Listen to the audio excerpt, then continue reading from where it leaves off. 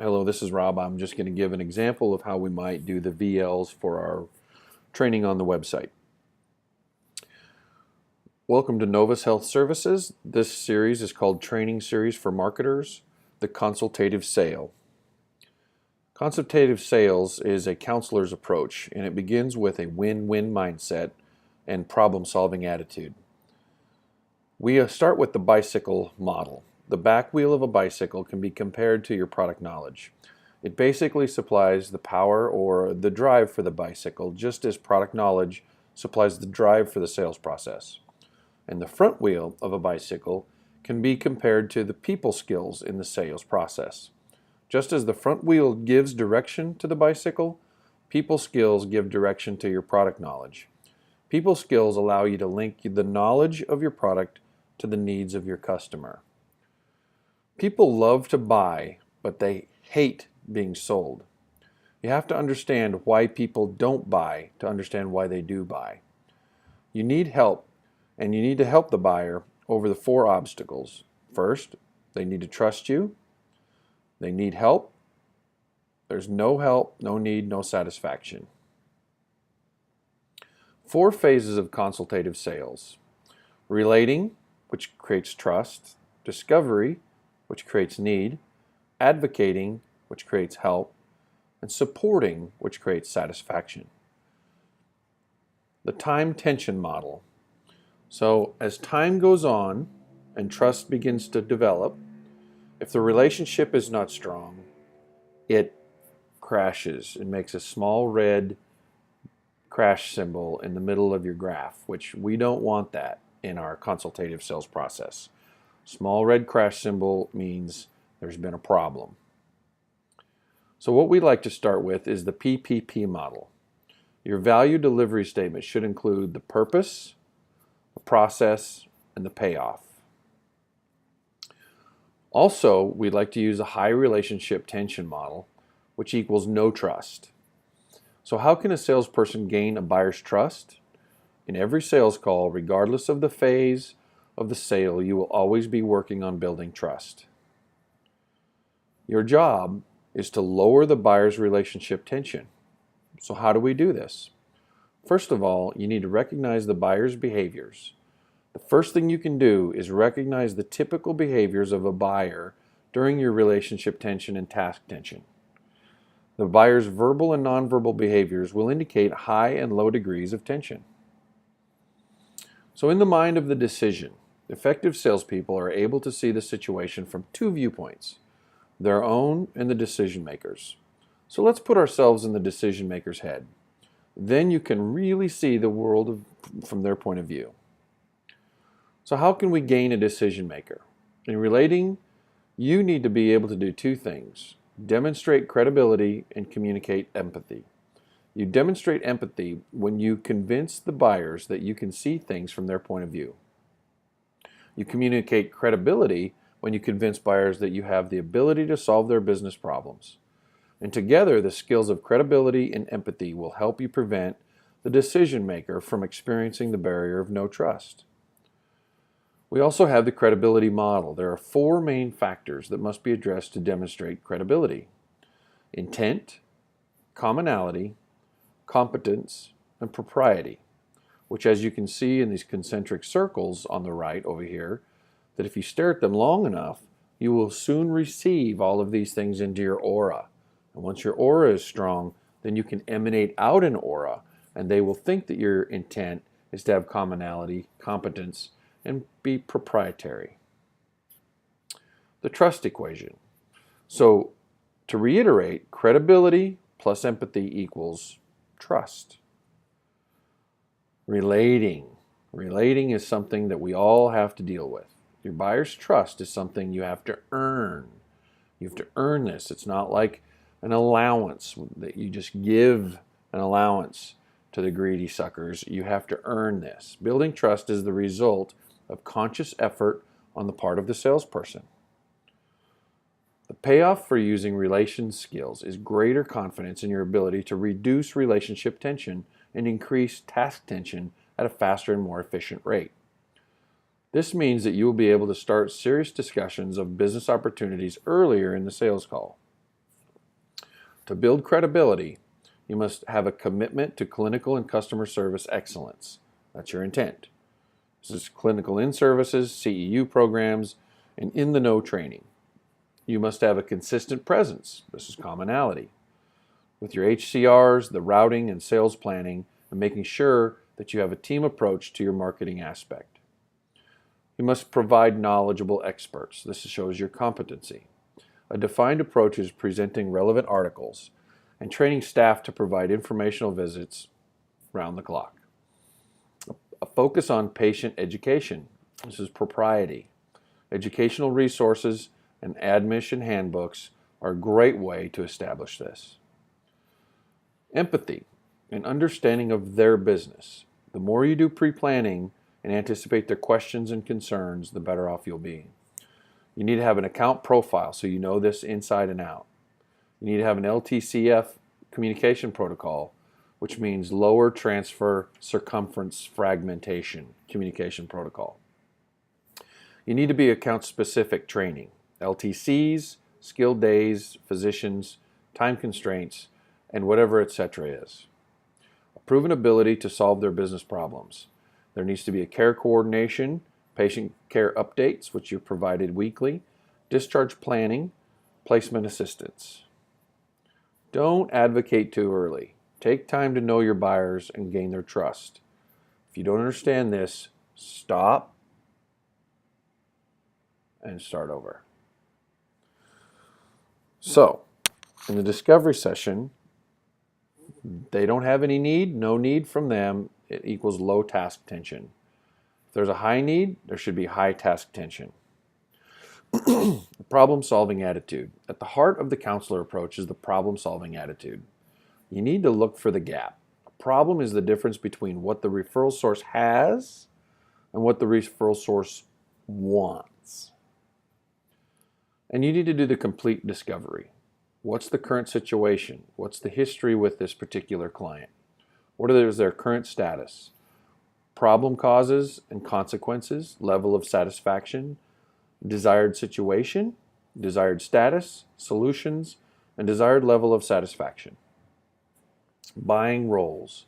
We have influencers and decision makers. We need to pay particular attention to both of these groups and understand who they are and make sure that they're kept up in your source book. Buying conditions. It's anything that would affect the customer's willingness or ability to buy. In this case, it's refer. Internal, they have a decision-making process. They have their own criteria. There's politics at play. They have budgets, funding sources, and other projects and initiatives. Obviously, this content needs to be rewritten and retweaked for use in this setting. A complete discovery, buying motives. The reasons that a customer would buy and the reasons that they would be looking for from their decision or from a relationship. It's a lot of froms, but they're important. Task motives. Money/productivity. This is very important. Money is important. Personal motives. They need respect, power, recognition, and approval. That's it, especially these doctors. So in the discussion process, we must question, we must listen, we must confirm, then we must question, then we must listen, then we must confirm. One thing we have to be careful of is that we can get caught in this loop. Pretty soon, it's time to go home, and you're still there questioning, listening, confirming, and you miss supper. So will he. So some of the discovery questions. The example questions would be it be all right if I asked you a few questions? How many hospice patients do you currently have on service? In your opinion, is that an acceptable level of hospice in your facility? Is there anything else you'd like to add? What do you like least about them? What would it be like if you didn't have this problem? Can you be more specific? These are all really good questions. The questioning process. Set the stage with permission. Ask permission to ask questions. Do you mind if I ask questions? This is a way to ask questions by asking permission first in asking questions. Ask fact-finding questions, open or closed. They tend to set the foundation, and you will want to build on the answers you get. Ask feeling-finding questions, open or closed.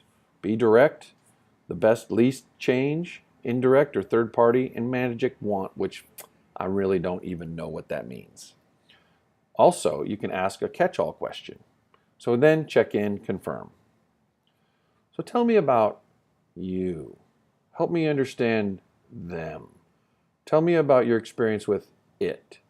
I'd like to learn how you approach those. Some of the things we help people with are for, against, and sometimes. How do these compare to some of the things you face? What would you add? Which of these are priorities or not priorities? How would you add the priorities? And maybe there's things you face that aren't really prioritized. How many blanks are in a presentation? And what type of blanks should they be? What's your level of satisfaction or dissatisfaction? What do you like most? This outfit or this one? What isn't working? What would you change? Or how would you improve this? How would this be helpful? What happens when I start filling in the blanks with blue?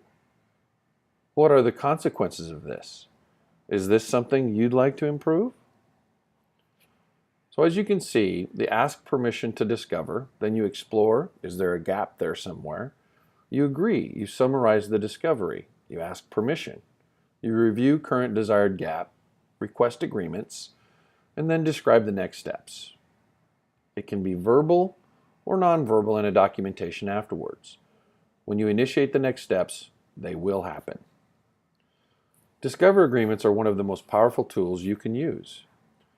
Finding the gap. Discover questions for physicians, discover questions for social workers and case management, and LTCF, the all-important LTCF communication protocol sheets.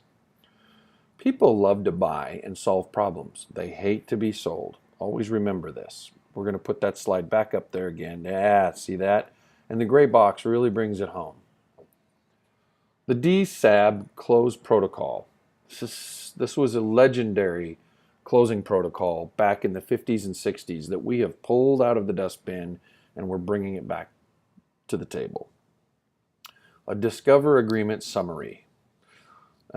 We start with the solution summary. What is it? How does it work? How does it solve problems? How the solution satisfies the task? Then we make advantage statements. How does this solution fit you? And then we do benefit statements. Here's a benefit A, here's benefit B. You see how these two work together? A is always before B. And then we close it. We bring it in. Bring it home. Always bring it home. Be bringing it home. So we advocate a consultative approach. We want to build an open relationship. We want to help them think through and define the needs. Help them understand how your solution connects to their business plans, or maybe they don't have a business plan and you can find them someone to help them with a business plan. We want to make it easy on yourself by making it easy for the referral source to refer you to a referral. Processing objections. Manage the relationship, listen and share. Clarify by uncovering the questions. Solve problems by answering the questions. Ask for actions by gaining the agreement. Presentation outline. Purpose, process, payment. Remember, purpose, process, payment. Review, discover agreement, and ask for agreement. Present your recommendation. One or more of the SABs is perfect. Observe customer reaction. You want to be looking at them. Picked up those clues. Get that feeling. Is he sweating? Is he looking outside nervously? Does he make a mad dash for the door? Ask a checking question to gain feedback. Checking questions are important. Use the assumptive closing attitude to ask for the business. Can I? Huh? Can I? Can I? Huh? Can I? Can I? Huh? Can I? Then you handle the objections using the LSCPA, which is an upgrade to the old LSCP model.